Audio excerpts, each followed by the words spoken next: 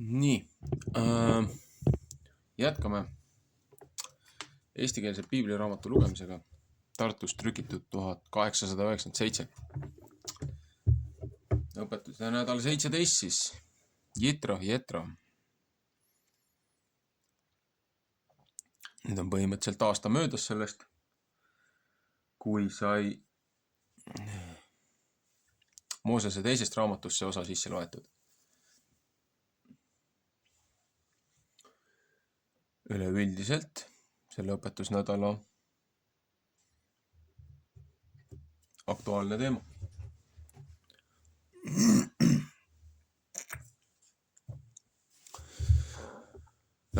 Läheme siis prohvetitega edasi. Prohvetide õpetuse nädal 17, Isaia, see on siis Jeesaja raamat, 6.1 kuni 7.6 ja 9.2 kuni 7.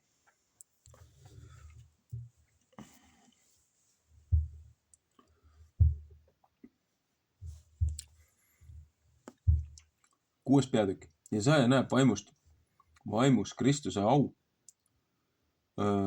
juutide kangekaelsus.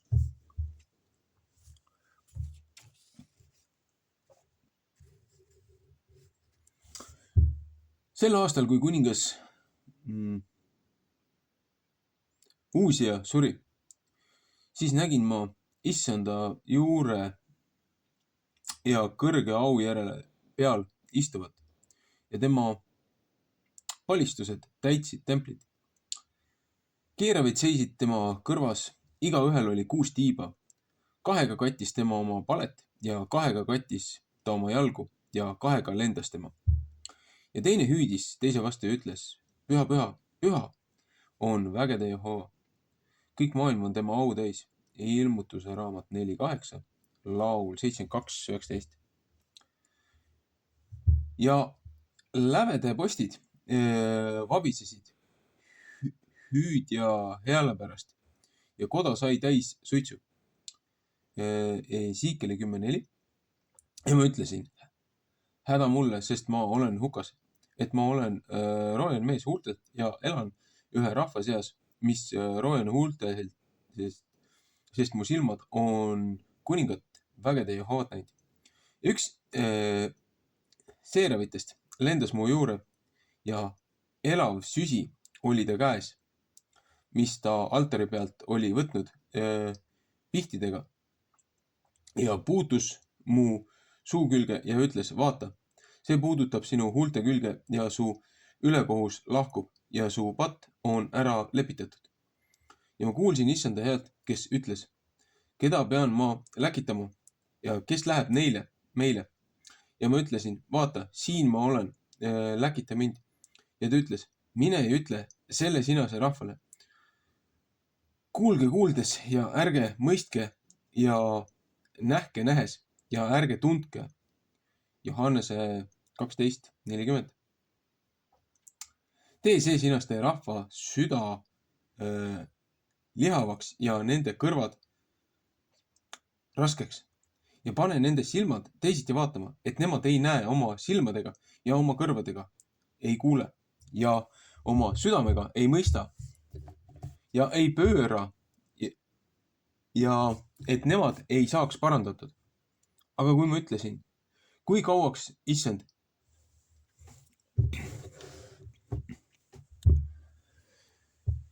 siis ütles tema, seni kui linnad saavad ära hävitatud ja ükski seal ei ela ja kojad, et ükski inimene seal ei pole ja kuni maa saab suutumaks ära hävitatud ja kuni Jehova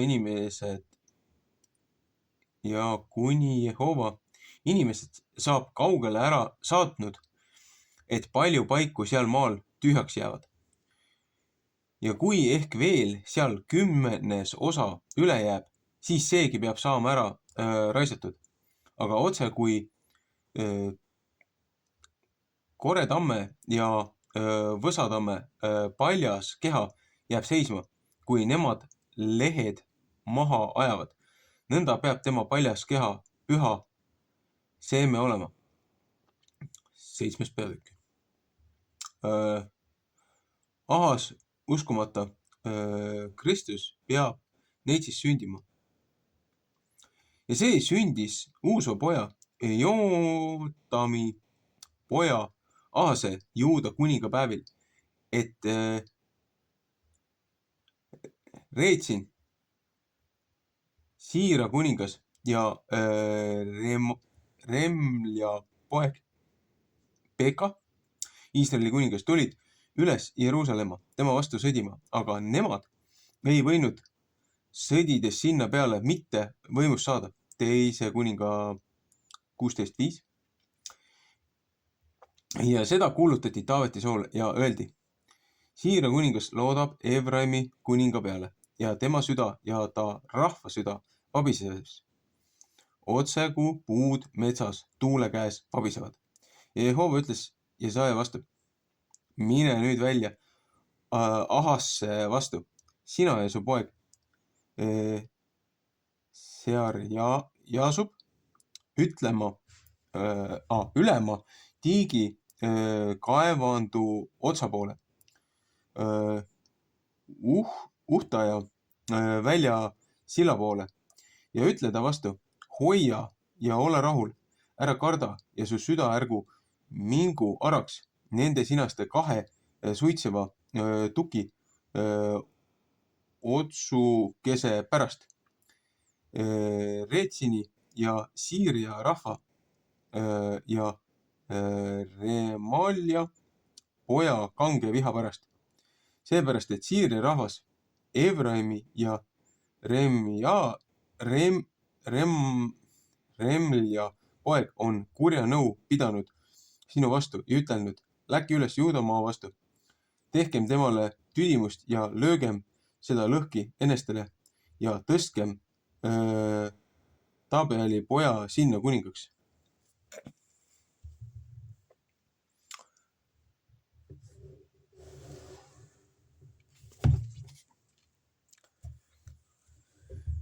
Nii, 9. peatükk.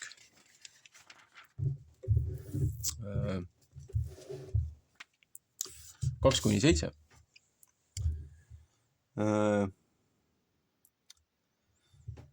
Sa oled rahva paljuks teinud, suurt rõõmu oled sa temale teinud. Nemad rõõmustavad sinu ees. Rõõm on otse kui lõikuse ajal, otse kui need väga rõõmsad on, kes saaki saavad. Sest sa oled tema ikke, mis ta kandis. Ja tema õlakepi selle vitsa, kes teda sundis. Katki murdnud, otse kui Midiani ajal, kohtumõistetud 7, 15, 22. Sest kõik taplejad taplevad mürinaga ja riided veeretatakse vere sees. Need peavad saama ära põletatud ja tuleroaks. Sest üks laps on meile sündinud, üks poeg on meile antud, kelle õla peal ta valitsus on ja temale pannakse nimi.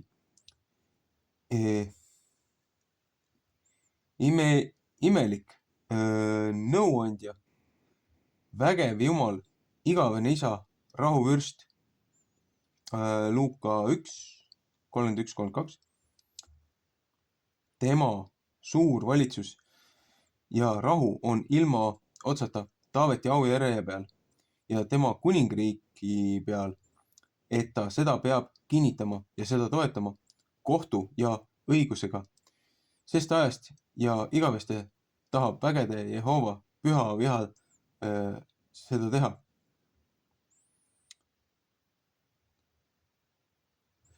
Kusjuures ma olen tähele pannud, et siin püütakse erinevates uuemates tõlgetes muuta seda lauset, et valitsused on siis looja au ja hiilguse peal. Et olen tähele pannud, et erinevates tõlgetes püütakse seda väänata. siin tundub see olema nii, nagu algupärastes tekstides mina olen näinud. See oli siis prohvetite osa. Jah, siin oli küll see 7. peatükis ütles, et Kristus peab Neitsis sündima. See ei ole küll otseselt selle õpetuse nädala osa, aga see on siin täiesti olemas.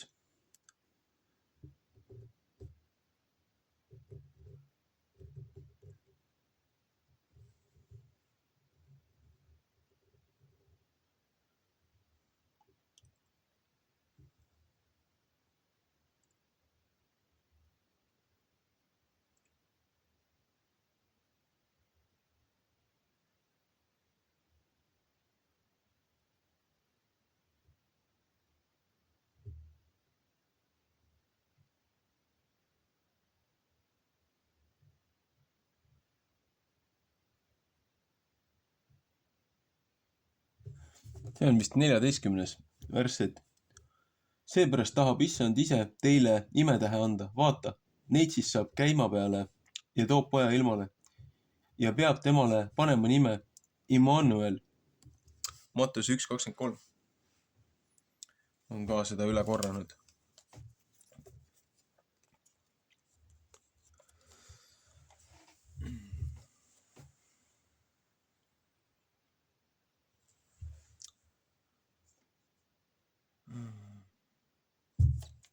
Ühesõnaga, siin selles prohvetis ennustab ette, et tänu nendele seaduse rikkumistele ja nendele loojast üleastumistele on looja saatnud rahva üle maailma laiali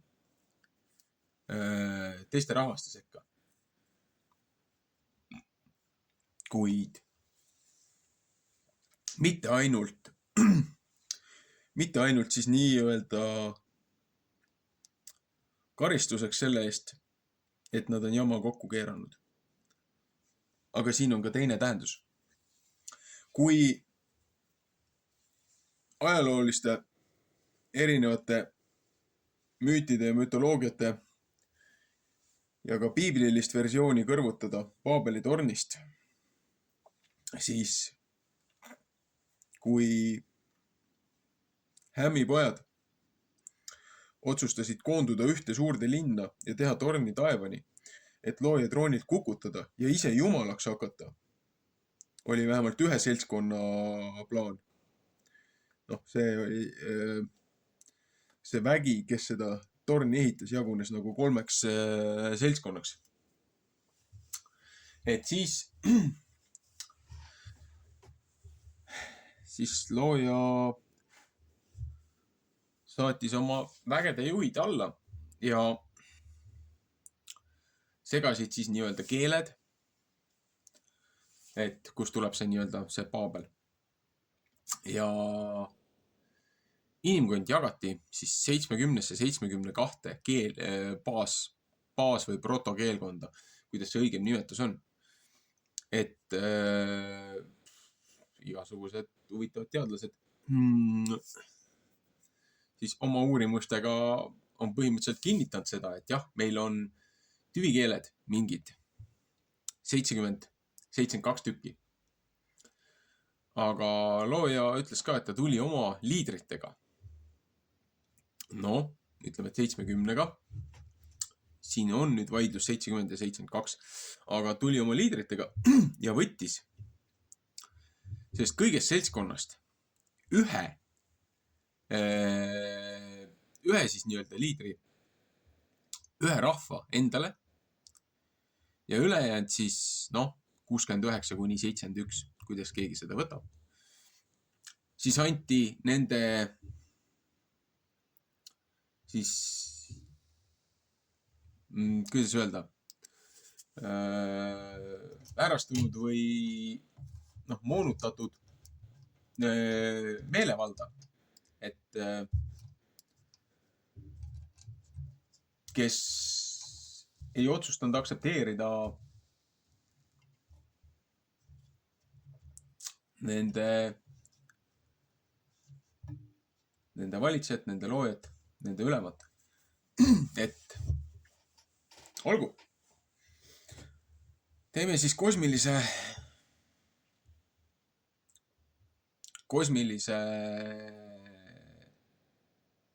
jõukatsumise. Kogu ülejäänud maailm selle ühe vastu. Teile antakse vaba tahte valik. Aga kuna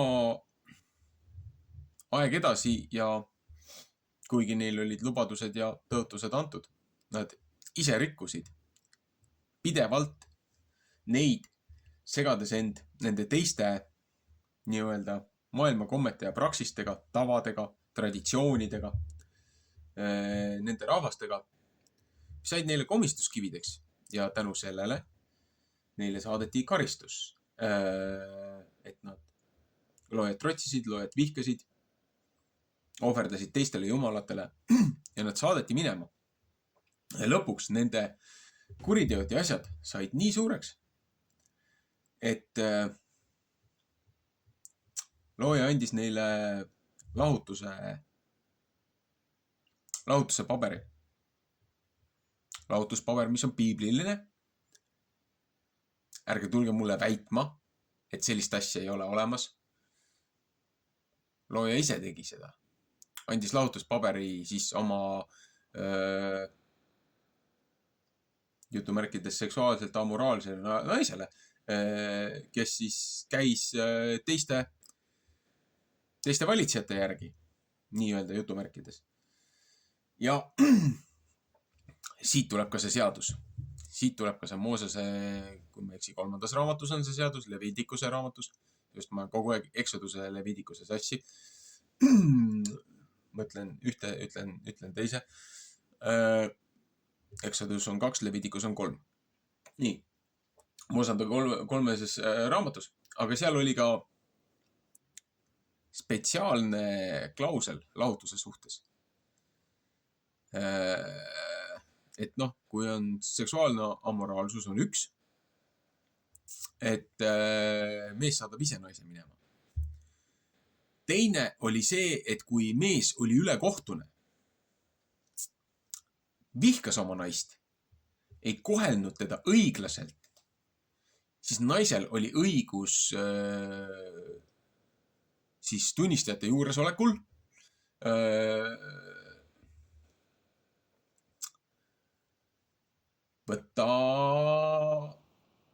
võtta lahutuspaber ja minna siis sealt ära. Kas siis oma isa majja tagasi, nagu oma nooruspõlves, või siis uue mehe juurde, kes teda armastab. Aga siin on ka reegel, millest Vanas testamendis siis lõviosa seltskonda, millest siin just looja ütleb prohvetile, et nende silmad pannakse kinni, et nad ei näe, nende kõrvad pannakse lukku, et nad ei kuule, nende mõistus pannakse kinni, et nad ei saaks aru, et nad ei näeks tõde, et nad eelistaksid pimedust tõele. Et siin oli see, et kui mees annab selle nii-öelda selle lahutuse, või kui naine võtab selle lahutuse või mis iganes, aga kui naine läheb lahku ka sellest uuest mehest, siis ta ei saa kunagi esimese mehe juurde tagasi pöörduda. Seepärast see oleks selle mehe, selle maa rüvetamine. Aga siin on konks. Kuidas saab mees oma naise nii-öelda tagasi võtta? Kuidas saab looja oma reetliku rahva tagasi võtta? Selle hammustas Paul läbi.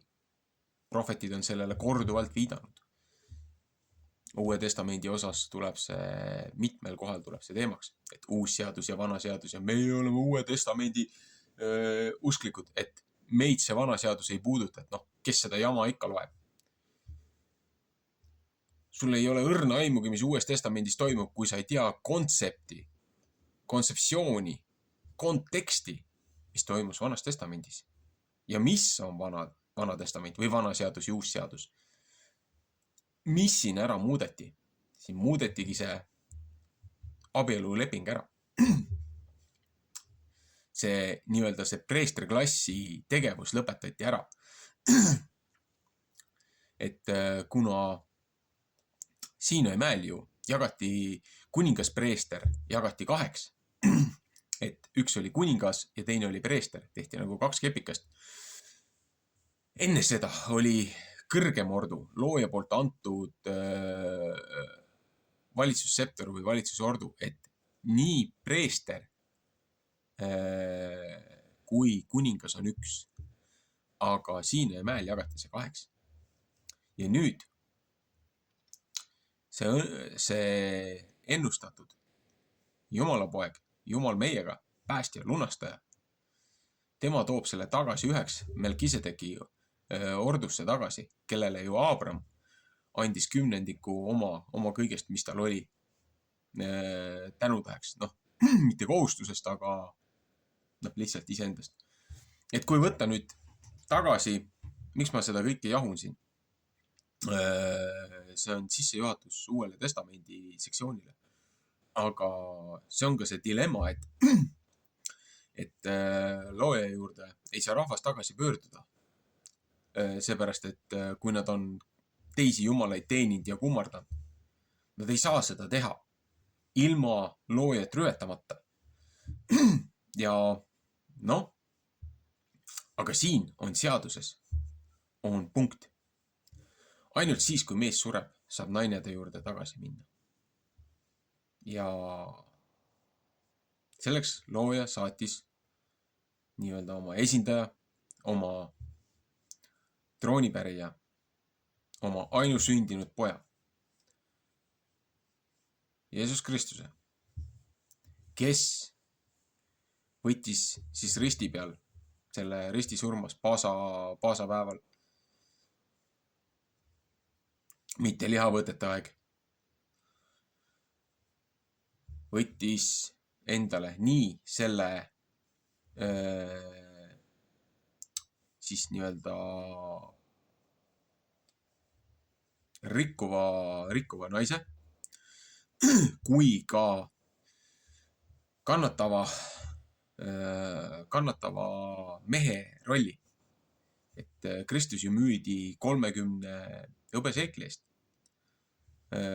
Raha, mis maksti naisorja eest omal ajal. Et mehe väärtus oli rohkem, lapse väärtus oli vähem, naise väärtus oli 30.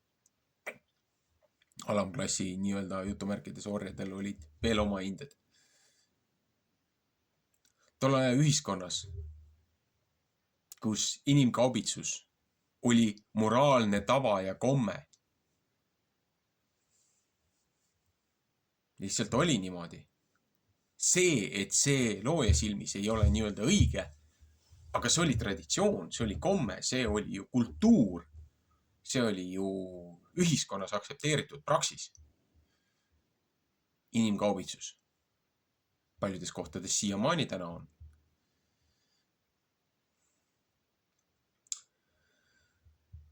Aga miks ma üldse sellest räägin, et looja saatis need erinevate rahvaste sekka? Mitte, et kahepoolse mõttega. Mitte ainult sellepärast nende oma rikkumise eest, vaid ka sellepärast, et nüüd, kui nemad olid looja ära põlanud, siis peale seda, kui anti see lahutus sisse, siis looja andis võimaluse kogu ülejäänud maailma rahval, kes tema vastu sõdisid, kelle sekka siis see rahvas laiali pillati, niimoodi, et sinna jäi ainult tühermaa järgi. Hiljem tuli veel Rooma impeerium, kes võttis need hooned ja templid kivi haaval laiali, niimoodi, et mitte ühtegi kivi ei jäänud üksteise peale. Ja see müür, mida käiakse seal kummardamas ja palvetamas ja koogutamas, sellel ei ole templihoonega absoluutselt mingit pistmistki. See on Vana-Rooma impeeriumi kompleksi osa. Nii et mida käiakse seal nutumüüri juures nutmas ja kellele käiakse seal tegelikult palvetamas. Tõsine sügav mõtlemiskoht inimestele. Aga saadeti kogu laia maailma, saadeti laiali ja nüüd looja andis võimaluse kõigil, kes ennem olid nende 70, 69-71 printsipaali, nende printsipaalide, kes otsustasid korrumpeerida oma volitusi, oma dominantsi, oma dominiooni,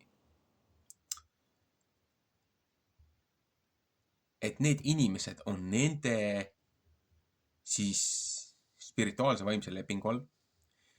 Need inimesed on lukus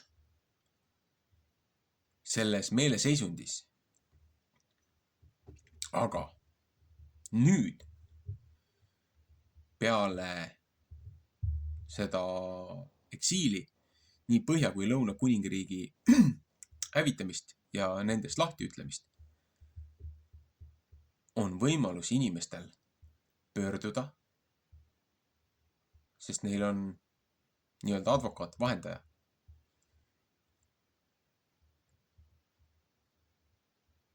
Kristus. Te võite ükskõik kuidas seda võtta. Kes ei usu seda, kes pilkavad, kes mõnitavad seda, kes võtavad seda siiralt ja südamest ja tõsiselt. Teemonlikud rünnakud, igasugused variinimesed, igasugused need hingegiidid. Kui sa lõpetad nendele andame andmise, kui sa lõpetad nende kummardamise, kui sa lõpetad nende pühapaikadel käimise, mida ma ise olen teinud, siis nad hakkavad sind ründama. Jaapani mütoloogias on jube hea võrdlus, et muidu nad on head hinged ja spraidid ja spiritid ja jumalused, aga kui sa lõpetad nende austamise, siis nad muutuvad kurjadeks vaimudeks ja pahadeks olenditeks, kuni lõpuks deemoniteks ja saatanateks nende silmis. Et nende jumalustel on siis spirituaalne, emotsionaalne hierarhia heast kurja poole ja vaheastmed. Ja kuidas neid nimetatakse? Et kaamist kuni siis Taimo ja Tenguni, et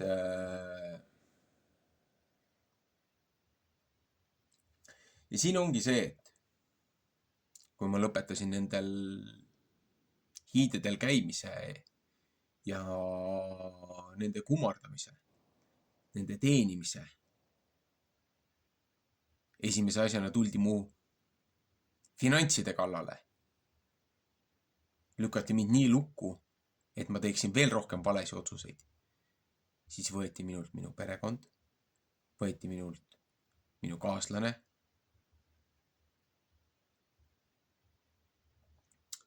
kes loomulikult oma looduse ja maa kummarduses otsustas, et abort on elu alus, et lapsed on karistus.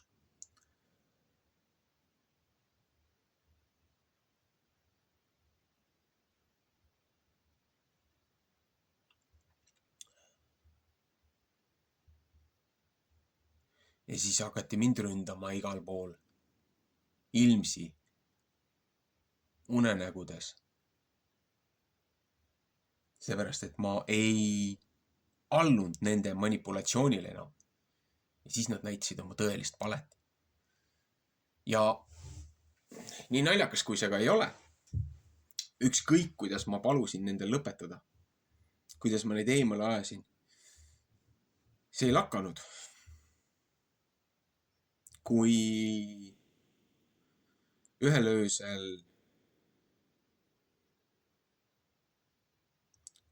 kui ühel öösel ma tõesti palusin, ma isegi ei mõelnud selle peale, et noh, kui kasutati minu häält, mind mõnitati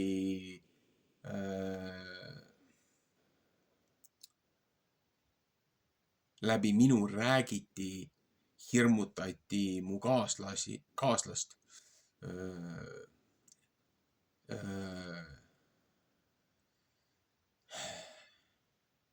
kästi kõigil must eemale minna ja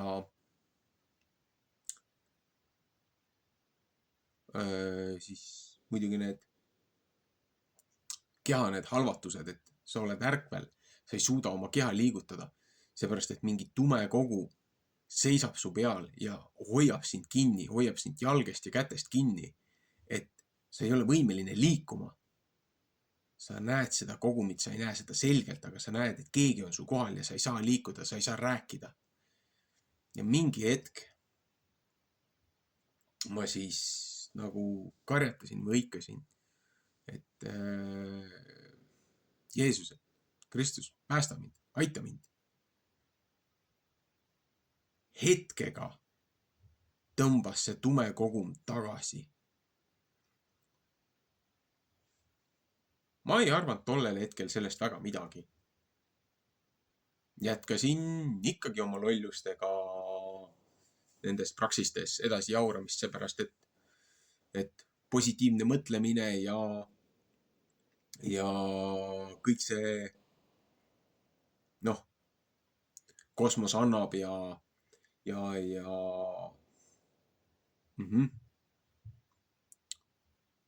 taoistlik, nii-öelda taoistlik filosoofia, mõttemaailm. Konfutsiuse tehnokraatiline militaardoktreen. Põhimõtteliselt. No, jätkasin ikka nende asjadega tegelemisega ja rünnakud läksid hullemaks. Aga ma ei olnud nõus enam nendele alluma. Ja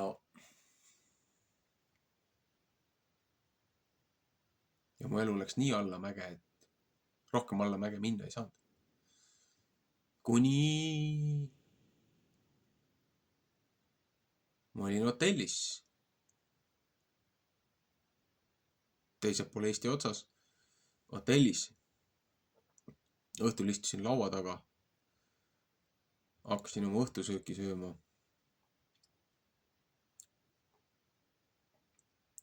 Ja jäin endamisi mõttesse, et ma küll teadsin, ma küll olin neid asju uurinud, aga ma ei tunnistanud endale loojat. Ma ei aktsepteerinud teda kui kõrgemat võimu.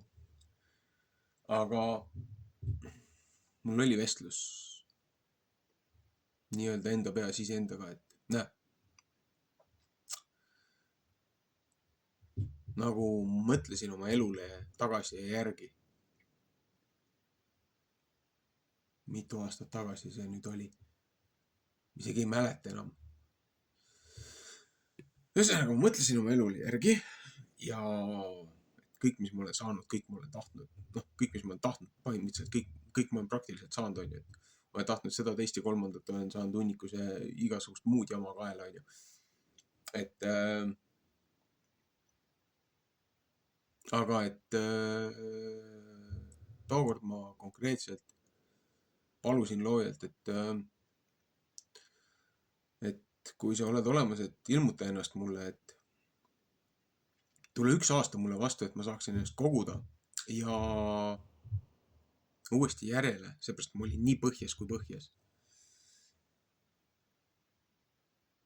Ma olin kaotanud pere, ma olin kaotanud nii-öelda selle kodu, põhimõtteliselt ma olin hambad risti tööl, kus ma ei tahtnud olla ja ma elasin hotellis lihtsalt selleks, et kuidagimoodi suuta vanemate kodu aidata ja ülal pidada, seepärast et kodu lähedal ei olnud piisavalt sellist tööd, mis võimaldaks mul seda kodu ülal pidada ja vanemaid aidata. Ja valusin loed, et tule mul 1 aasta vastu, et ma saaksin ennast kosuda, et üks litakas teise järgi, et ma ei jõua enam, ma lihtsalt ei jõua enam. Ja et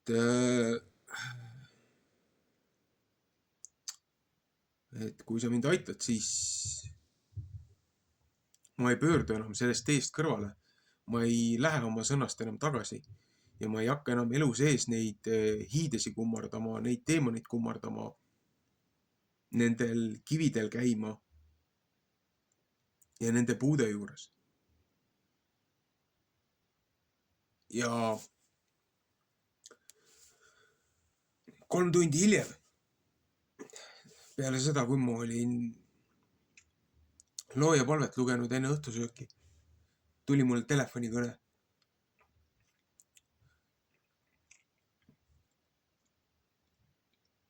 Üks pere, kellele ma olin kunagi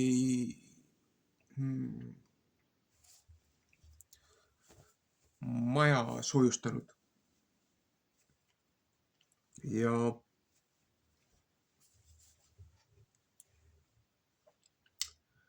see oli kodu lähedal, võrdlemisi.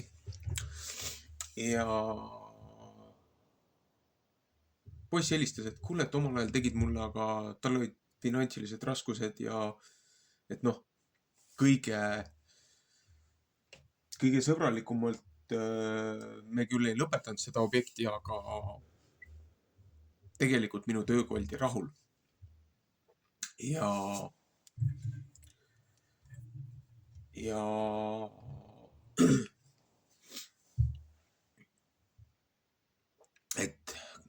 et oli jutt kunagi sauna ehitamisest.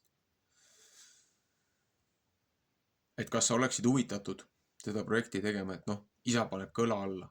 See oli jube tähtis selles mõttes, et tookord poiss üritas kõike üksinda teha, oma jõu ja oma väega. Aga et ta pöördus oma isa poole ja palus oma isa tuge. Isa andis seda. Ja mõtlesin natukene selle üle. Ja see kõne tuli 3 tundi peale vaikust, peale seda palvet. Ja mõtlesin selle üle. Ma ütlesin, et noh, ma tahtsin ju koju tagasi tulla, et palun anna mulle võimalus ja anna mulle rahu hingata. Aga tegin siis selle projekti ära. Selles ajast, kui ma hambad risti seal teises Eesti otsas tööl käisin, projekteerisin saunamaja. Edasi-tagasi arutasime mõtteid. Tegime täiustusi, täpsustusi, tegin materjalide kalkulatsioonid, asjad ära, raskusarvutused, dimensioonid. Ja projekti tegemine maksti mulle kinni. Ja siis läks töö pihta. Ja no, et siuke esimene etapp vähemalt kasv, et noh, mingi pool aastat või niimoodi tööd. Aga sellest väiksest saunamajast tulid veel garaažid ja muud abihooned ja siis poisi isa tahtis, et tema vanemate sünnikodu, et see korda teha. Et sellest 6-8 kuust väiksest saunamaja projektist sai üks 5 aastat. Ja sealt tuli veel projekte vahele. Et seal teised töömehed, kes seal käisid, oma tuttavatele soovitasid, et noh, et kellel oli vaja aeda teha ja kellel oli vaja töökoda teha ja kellel oli mida iganes vaja teha. Et sellest väiksest saunamajast, sellest väiksest palvest, sellest väiksest lubadusest tuli nii palju tööd, et esimese aasta lõpus mul oli ainult 4 vaba päeva, kui ma ei eksi. Et nädala sees olid 10-15 12-tunnised päevad ja nädalavahetusel olid 12–14 laupäevad, pühapäevad kaasa arvatud. Pluss aitasin veel sõprade maja teha. Ja üks laupäev, kuulad seal kogu aeg kõrval piiblit ja muid ajaloolisi allikaid ja ürikuid ja et mis siis on tõde, et kui meile kirikus on nii palju ebakõlasi ja meil on nii palju valetatud ja kes kõik on korrumpeerunud liidrid ja kuidas see asi toimib ja aga miks seda kõike ju niimoodi kirjutatakse. Ma hakkasin järjest uurima audioraamatud, asjad, dokumendid, audiopiiblid, erinevad versioonid ja kogu aeg ma kuulasin neid asju juurde. Küll kõrvaklappidega, küll kõlari pealt, et kes mu ümber olid inimesed, said ka kuulata, mõelda, kaaluda, varieeruda, tulid minuga arutama. Rääkisime loojast, rääkisime usunditest, rääkisime gospelist, rääkisime heast sõnast. Ja paljud ütlesid ka, et jah, nendel on ka olnud igasugused rünnakud ja asjad, aga Kristuse nime mainimisega, reaalselt nende teemonite rünnakuaeg, kui nad mainisid Kristuse nime ja paljud ka nendes audioformaatides, nendes videodes ütlesid, et Kristuse mainimine, ükskõik mis keeles, kas selles algupärases, originaalses, inglise keeles, eesti keeles, omaenda emakeeles, Kristuse mainimine, tema autoriteet pidurdas nende teemonlike rünnakud ja nad tõmbasid tagasi. Osad küll üritasid mõnitada ja teha, aga nad aktsepteerisid. Nad teadsid, et siit maalt rohkem ei puudu. Ja üks laupäev tegin seda sõbra maja ja ma jõudsin piibli kuulamisega, jõudsin sinnamaale, et see oli sügisene aeg, praktiliselt sügispühade aeg. Selleks hetkeks ma ei olnud ei kristlikke pühasi, ei looja pühasi, ma ei olnud mingit pühasi tähistanud ega nendest osa võtnud, seepärast et ma ei teadnud nendest veel mitte midagi. Et miks ma peaksin võtma nüüd teadmatuses üle mingisugused kombetalitused või praksised, et ühest lollusest nii-öelda teise, et ma teen kõigepealt omal need asjad selgeks. Miks ma usun, mida ma usun? Ja omal nahal kogesin selle läbi. Aga too laupäev, kui ma seda sõbra maja tegin, jõuame järjega uuesti sinna tagasi. Ühelt maalt mul oli mul oli lihtsalt nii kett oli maas, mul oli põlvili maas, ma ütlesin, et aitab siit maalt, et laupäev on hingamispäev, laupäev on puhkepäev, et kui 6 päevaga tehti maailm ja 7. päeval looja puhkas ja pühitses seda ja ka hiljem ütles oma rahvale, et 7. päev on hingamispäev. Austa seda, pea sellest lugu, et sul hästi läheks. Siis ma ütlesin kõik siit maalt. Enam laupäeval tööd ei tee. Ja nii on. Aga järgneval aastal olid kohe katsumused. Alati, kui kellelgi oli midagi juurde vaja või oma lühinägelikkusest, finantsolukordadest, et mul oleks natukene lisa seda vaja. Et okei, ma võtan selle laupäeval selle tööotsa või teen mingisuguse asja ära. Põhimõtteliselt sama palju, kui see laupäevane teenistus oli. Umbes samas vääringus, kui mitte rohkem, vaata, et isegi 2-kordselt. Tuli suht kohe sellele järgi siuke litakas, et mingi tööriist läks katki või masinaga juhtus midagi või ma ei tea, telefon läks puruks. Et selle asendamine, selle remontimine, selle parandamine läks sama palju maksma kui see laupäevane töö tegemine.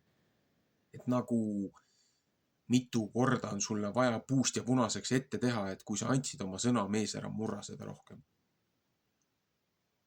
Okei. Ja nii ma järk-järgult iga aasta, et natukene siit, üritan sealt ennast parandada, et olen seda teinud valesti, olen teist teinud valesti, õpin nendest vigadest. ja järjest niimoodi läheb. Ja siis põhimõtteliselt 4 aastat tagasi äkki või? 5, 6 aastat tagasi juba. Nii palju möödas sellest või?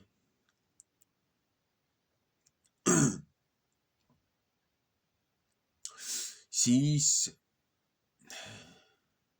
ma küll kuulasin neid muid asju, tegin oma neid võrdlusi. Käisin, otsisin küll loojasõna, aga kuskil 6 aastat tagasi, siis kui olid isaga probleemid,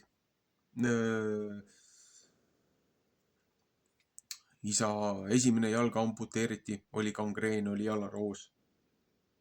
Mõned aastad hiljem teine jalg ja siis mõned aastad peale seda siis ta läks looja juurde. Ühesõnaga, too aasta, kui ma olin siin kodus võimalikult lähedal, et ma loobusin mingi 1,5 aastaks igasugustest nendest asjadest, et ma sain nii palju, sain omale seda looja õnnistust ja seda kaitset ja tuge, et noh, ma ei osanud sellega midagi peale hakata. Aga see oli mulle ka reserviks. 7 head aastat, 7 kehva aasta kõrvale panuks. Ja kui see isaga see õnnetus juhtus, siis ma olin mingi 1,5 aastat olin kodune, et ainult hästi-hästi lähedal mingisugused väiksed otsakesed, seepärast, et kodus tuli ju, kõik tuli ju ratastooli jaoks tuli juurdepääsetavaks teha isale töötuba, kus tal oleks mugavam, parem olla. Kõik siuksed asjad. Need tulid hiljem küll, aga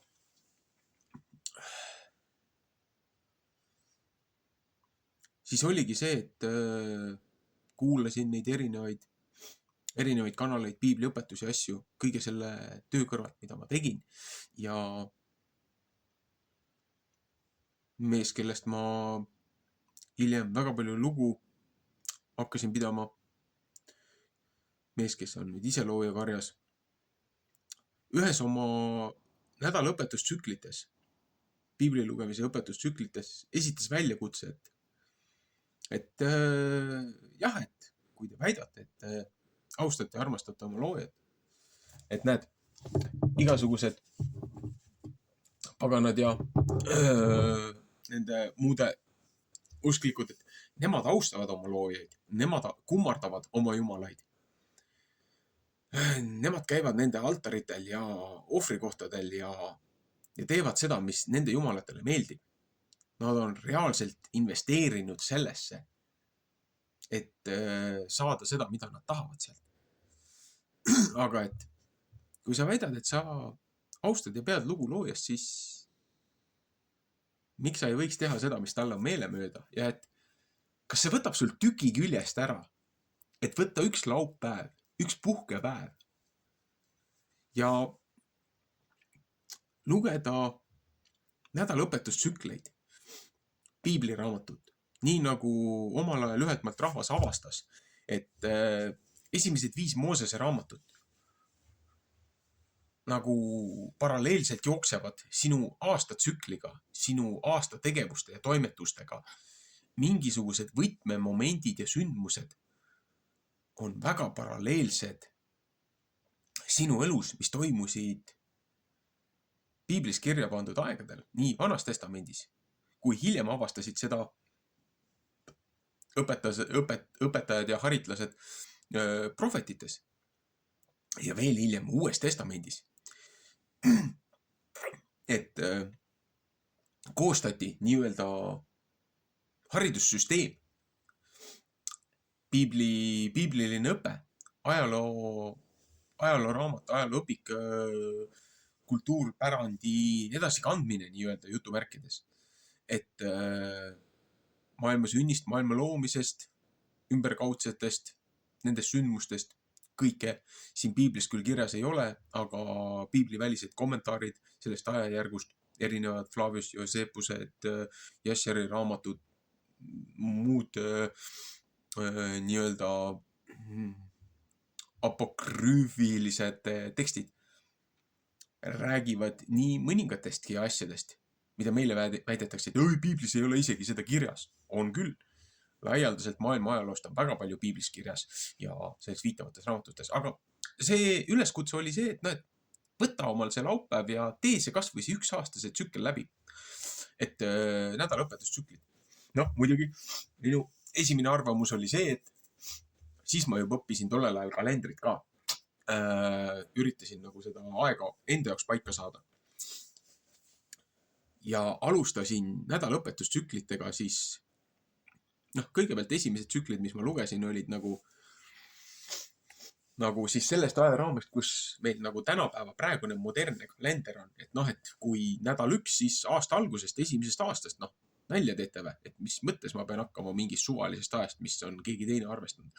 Aga suht varsti, kuskil poole aasta jooksul ma vist avastasin, et see ajaraam on nihkes ja teatud mustrid kordusid ja siis ma hakkasin uurima ja siis tulid igasugused need, oi näe, heebrea rahvas, et nendel on kuukalender, nemad kummardavad kuud.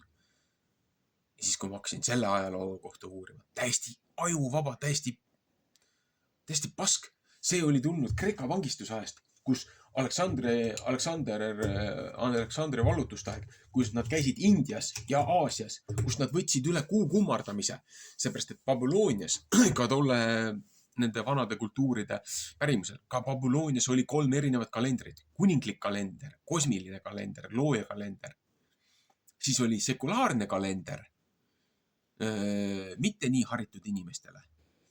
Ja siis oli kuukalender sellele harimata lollile orjaklassile massile, kes ei osanud ei lugeda, ei kirjutada, et nemad vaatasid kuufaasi ja siis nendel oli vahepeal oli 13 kuud ja vahepeal oli, ma ei tea, mis igasugused nädalad ja nemad vaatasid kuufaasi järgi oma aegasi ja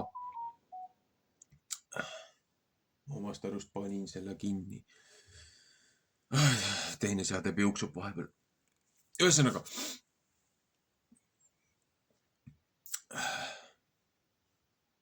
et kuufaaside järgi ei saa toimetada. Seepärast isegi Enochi raamat, see, mis korrumpeerunud kirik välja võttis, seal on, kas on 72. peatükk, kui ma ei eksi.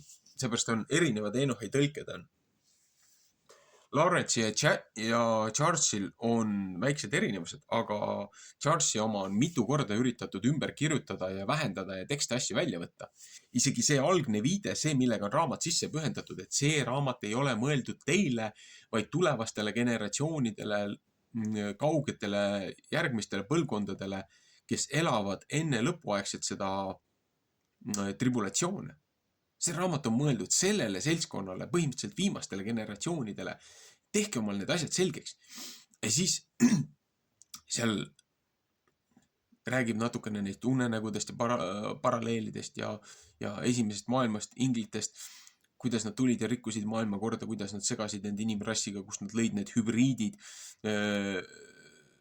millega tuli see esimene ülemaailmne uputus, mille tagajärjel, kuna need järglased ei olnud ei maised ainult ega taevased ainult, nad jäid siia ringlema, kellest said siis teemonid, kehadeta olendid ja kuna need kiusasid Noa siis lapsi peale uputust, siis Noa palus, et looja viiks nad ära, aga saatanakene siis ütles nagu loojale, et kuule, et kui tema peab oma nagu kohtuotsuse saama, ja temal ei ole õigust inimkonna peal oma võimu praktiseerida, siis tema kohtuotsus on ebaseaduslik, õigustühine. Et siis jäeti 10% kõigest nendest langenud inglite järeltulijatest, nendest, kes siin ringlesid, 10% jäeti siia ringlema. Ülejäänud lukustati ära siis nende vanematega sinna Tatarusse, sinna, kus 70 generatsiooni, kus need vanemad pandi lukku. Ja need langenud inglid, nende järeltulijad, nende kehadeta olendid, need teemonid, need Brahmad ja Visnad ja India ja Aasia usundid, folkloorid, mütoloogiad, Kreeka jumalused, panteonid, olgu see siis Norra, Skandinaavia, Ladina-Ameerika, Põhja-Ameerika, Euroopa, meie omade need loodususundid. Need kohad, need füüsilised kohad, kus on nende nii-öelda need rekarnatsiooni siis kehade matmispaigad on need jutumärkides hiiekohad, kust käidi neid oma jumalusi kummardamas, seepärast et paljudel nendel olid võimed manipuleerida elemente, loodust, ilmastikku, sinu saaki, sinu pereõnne ja hakati käima nendel pühakohtadel, neid kummardamas ja teenimas. Seepärast, et osad need olid ka sellised, et kui te ei too meile seda vereandi, seda ohvrit, et nad saaksid ankruks olla siin meie maises, füüsilises mateerias maailmas, siis nad said väga pahaseks ja väga kurjaks ja nendel piirkondadel hakkas väga laastavalt minema, väga halvasti minema. Sellepärast tollal hetkel see seltskond ju sülitas looja peale ja mindi ju kaitset otsima ükskõik kust mujalt, peaasi, et mitte looja juurest. Nemad ise on jumalad ja nemad on iseenda kõige kõrgem vägi. Ja mindi nendele pühapaikadele. Viidi sinna oma andameid, viidi sinna oma ohvreid, oma viljasaaki, kes ohverdas oma lapsi sinna, lisaks loomadele. Ja siis toodi teatud piirkonda, toodi rahu ja stabiilsus tagasi. Seepärast nende jaoks, seepärast et piibel ütleb ka, et kus on elu, elu on veres. Ja nende jaoks see elu, see veri on nende jaoks söök, nende jaoks toit, nende jaoks on see mana või manna, mida nemad vajavad, mammun, mida meie taga ajame. Et ilma vereohvrita nendel ei ole ankrut siin maailmas. Ja milleks on need sõjad ja kõik need muud konfliktid ja asjad? Milleks neid surutakse ülesse? Milleks on neid nii palju vaja?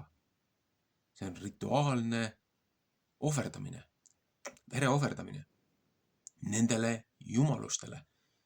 Selleks, et nendel oleks ankur siin ilmas ja nendel oleks autoriteet ja võim ja dominants selle piirkonna rahva üle. Kui see neilt ära võtta, kui mitte neile jõudu anda, seda väge ja energiat, nad ei saa mitte midagi enam teha. Seepärast alguses jah, nad lähevad tigedaks ja kurjaks ja üritavad suga mässata. Aga kui sa oled saanud looja kaitse, nad ei saa sind enam puutuda. Seepärast nad aksepteerivad Kristuse autoriteeti. Ma olen selle omal nahal läbi kogenud. Väga valusalt. Oli ajajärk, kus mulle sisendati, kui ma olin seal selles spiritualismis, oli ajajärk, kus mulle sisendati, et kuna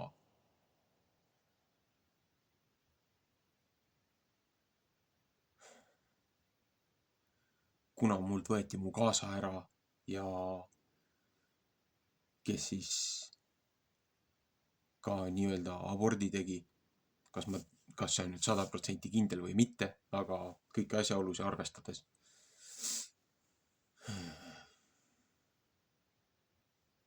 Ma ikkagi eeldan, et jah, ühesõnaga, mulle hakati sisendama, seepärast ma tean, need ei olnud minu mõtted. Mulle hakati sisendama, et ma võiksin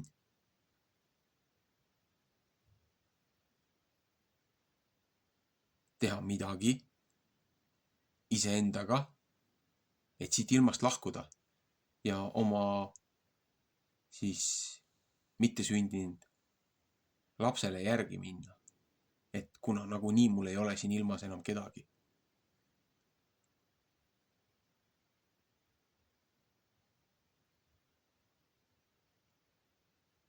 Mulle üritati süvendada, et ma võiksin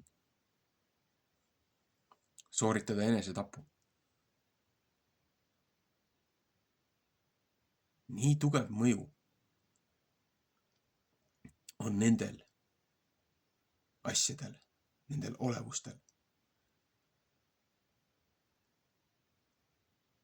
Aga sa pead olema ühest küljest väga tugev inimene, kes on võimeline selle läbi viima, või teisest küljest pead sa olema tugev inimene, et nendele öelda ei. Igatepidi.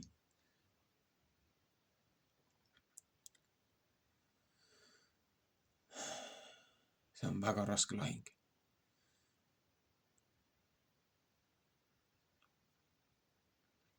Inimesed ei mõista, millega nad ennast seovad. Siiras usus ja teadmatuses päritud traditsioonid ei pruugi alati olla kõige mõistlikum tegevuskäik. Alati tuleb testida. Alati tuleb testida neid hingesi, alati tuleb testida neid spirituaalseid juhte. Ja Piibel ütleb ka, et iga juht, iga hing, mis ei tunnista Kristust või nimetab teda lihtsalt nagu tõusnud isandaks, ascended masters, üks nende seast, üks valgustatudest. Aga et nemad ei aktsepteeri tema autoriteeti. Need ei ole puhtad hinged. Need ei ole puhtad... Need ei ole pädevad. Mul ei ole selleks sõna, kuidas kanda edasi seda, kuidas ma tahaks neid nimetada või viitada.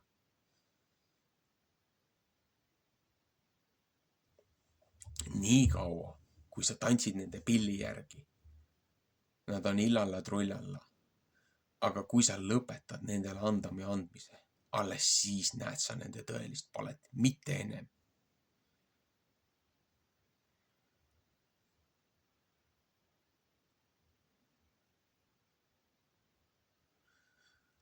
Ühesõnaga, väike meenutus. Tagasimõtlemine oma elule ja oma tegudele. Ja nendele vastutustele, mis ma olen võtnud oma eksimuste eest.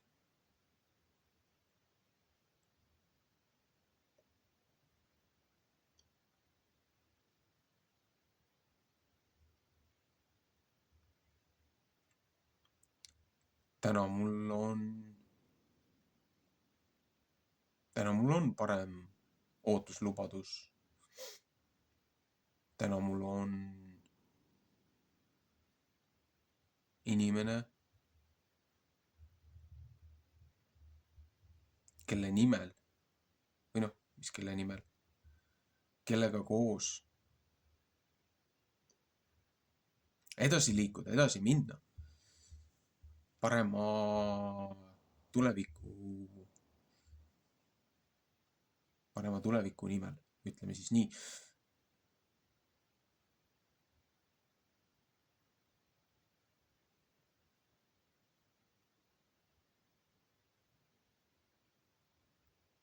Et kui mõelda tagasi nendele vigadele ja eksimustele ja nendele katsumustele ja proovikividele,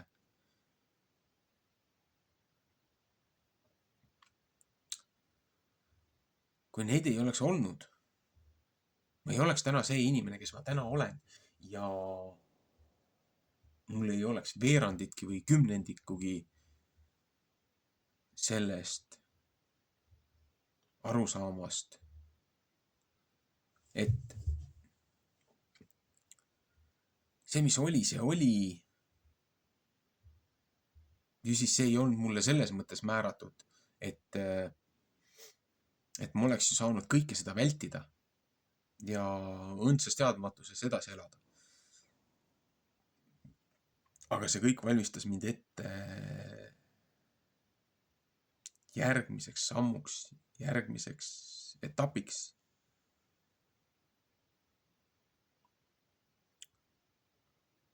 Selleks, et mehest midagi luua, selleks, et meest kasvatada vastutama oma tegude eest, oma tuleviku eest. Selleks, et mees mõistaks asjade väärtust, on ta kõigepealt vaja murda.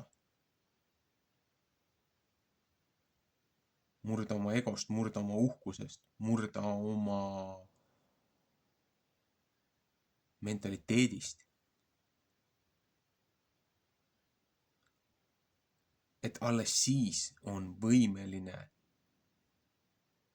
ta ennast niimoodi üles ehitama, et ta ei ole nõus ennast laskma korrumpeerida. Seepärast, et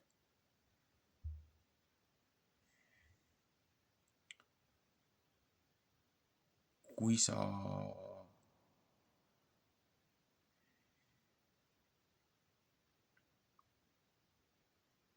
oled põhjas ära käinud ja mitte ainult korra ja kõige tumedamas sügavikus, mida inimmõistus võib üldse ette kujutada, siis sa vaatad elu hoopis teise perspektiiviga.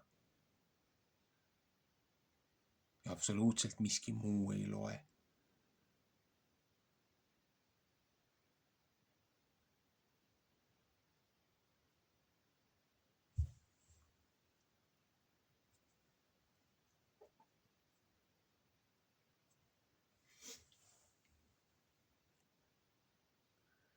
Kõik, mis ma teen selle nimel, et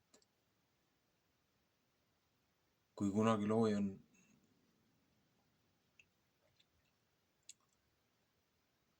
on mulle mu eksimuste ja vigade eest andestanud. Et siis ma olen piisavalt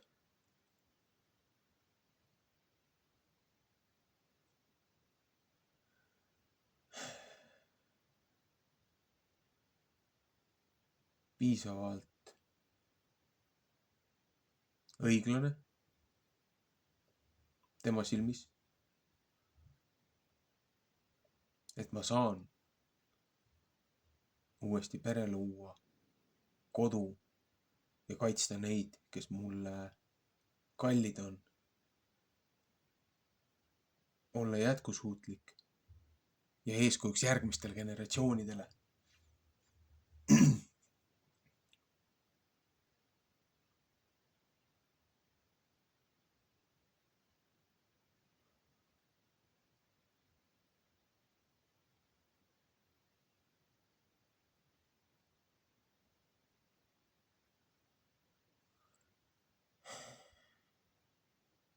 Kui see ei ole pihitunnistus, siis ma ei tea, mis on.